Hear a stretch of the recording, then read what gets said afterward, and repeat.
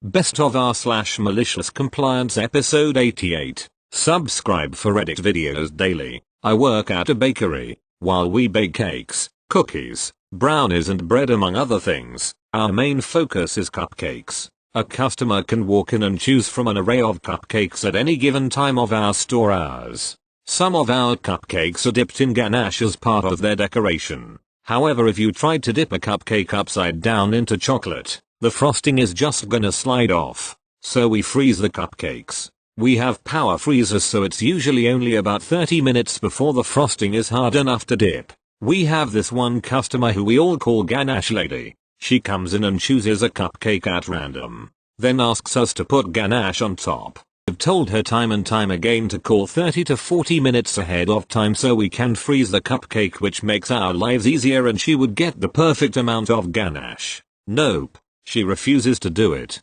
The most recent time she was in, she wanted ganache on a raspberry cupcake.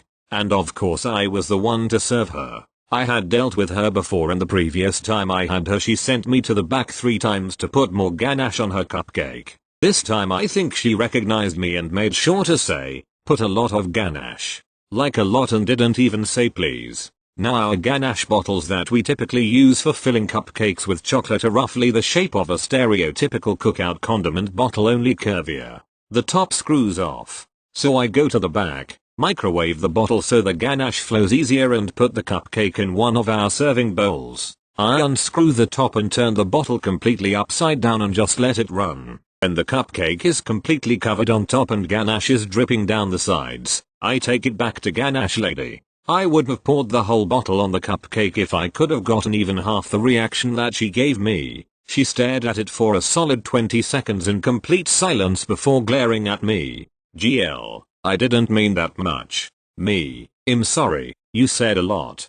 GL, it's fine. I didn't mean that much, but it's fine. Me, you could call ahead so we can freeze the cupcake, then it would be the perfect amount. She glares at me more and proceeds to lick some chocolate off her fingers and puts her chocolatey spit-covered fingers on my pen to sign the receipt. I threw the pen out, but since then she's been much less picky. Edit. Thanks for gold.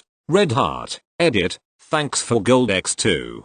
Thank you. Next. This happened about 12-14 years ago, but it's almost like it happened yesterday. My mother organized a BBQ event as a family reunion. I was going around asking PPL if they wanted tea, coffee or Milo. I get round to my brother and he said yes to me. Didn't even say what he wanted. I asked 3 times. So I thought, okay, you'll get all 3 feet. I went out to the kitchen and started organizing the drinks. I made my brother's last. Mum came along as I was making it and asked what I was doing.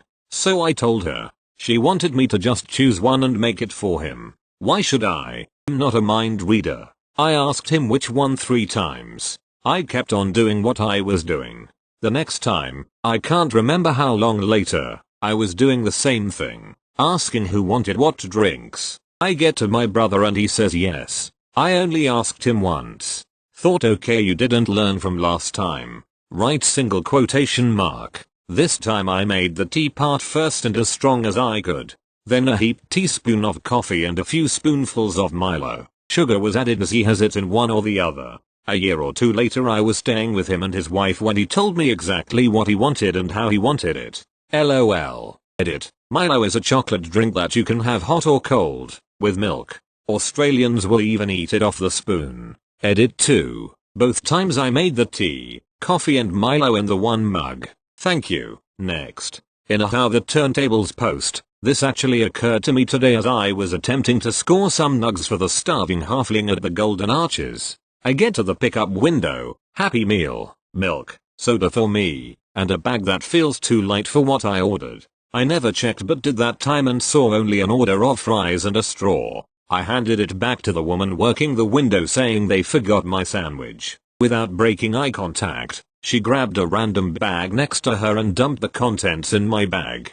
As a coup de grace, she took my straw out of the bag, all while making eye contact and not saying a word, and handed it back. I'm my shock. I drove off and ended up with 3 orders of fries, a quarter pounder, 10-piece McNugget with extra barbecue sauce, Happy Meal, milk, and soda with no straw. I'm not even mad. The sheer I don't give a fuckery that it took to throw the next 6 orders into utter chaos deserves a giant level of respect. Thanks for the extra nuggies, Queen. Thank you. Next. A family came in and each ordered a meal. There was a kid about maybe 12 years old, and with his meal, he ordered a small drink. Times have mostly changed now, but then free refills weren't a thing. You got your drink but you had to pay for a refill. Don't remember how much it cost. It was 35 years ago. So I brought out the drinks and the kid was kinda snotty, going on about how he'd ordered a large drink, not a small drink. He hadn't done that, and normally I wouldn't mind switching it, but his unnecessary rudeness irritated me. So I went back to the drink station, poured the contents of his small drink into a large cup, and then packed it to the top with ice. Didn't add a drop more soda. He seemed pretty convinced he'd won the battle when I came back with his large drink, but I think I walked away having won the war. Thank you. Next. To set the stage, I work as a correctional officer in my compound's work camp. It's the safest and laxest part of the prison, so my job is pretty simple. A big part of my job is addressing any and all concerns of inmates and to entertain all requests to some degree. One night I have an inmate walk up to me complaining about chest pain and wanting to go see the nurse. My shift had just started, so it was only around 7 p.m. and nurses didn't close up till 8 o'clock. State law also states that any formal complaint an inmate has about his health must be addressed, specifically so when chest pains are involved. Was this inmate trying to pull a fast one on me and lie about his condition? Maybe, but it's not my job to guess. I just do as the law says. After a call to the office asking for an officer to guide the inmate to the nurse's office, I get a call. It's my lieutenant, and he tells me that inmate is lying. I am refusing his medical checkup. Very illegal, and I am the one who would get in trouble. So I tell him about the chest pains and insist to him that we would be breaking the law. Fine, bring him outside. He says. Outside I find my sergeant. Works like a shift supervisor, and my lieutenant. Standing there. After a moment of my lieutenant looking this inmate up and down, he tells me take him back into the dorm. He's perfectly fine. If I hear any more of this, I am writing you up. So, knowing what's to come, I take the inmate back to his bed and being filling in my daily report, a small log that records all the daily activities. I specifically mention how the inmate was complaining about chest pain and that my lieutenant obstructed his right to medical care. My sergeant came by and signed my log, which is his way of telling the warden and state that all written in my log is true and accurate. Next day, inmate does what inmates do best, complain. The guy had called the warden and told him about how he was refused medical care after chest pains. The warden, now furious, calls the lieutenant about it. Lieutenant, realizing he fucked up, tries to pin it on me. I tell the warden to read yesterday's logs and watch the cameras. All evidence pointing to his fuck up. I got away mostly unscathed and my lieutenant was put on LWOP, leave without pay, for 2 weeks. Side note, I actually almost got fired the next week for using documents to harm a co-worker's employment, which is their way of saying we don't like rats, you should have taken the fall. Anyone curious about the toxic and weird culture that is dealing with other prison guards in a prison can PM me. I don't mind telling the weird tales and odd mindsets found there, lol. Thank you. Next.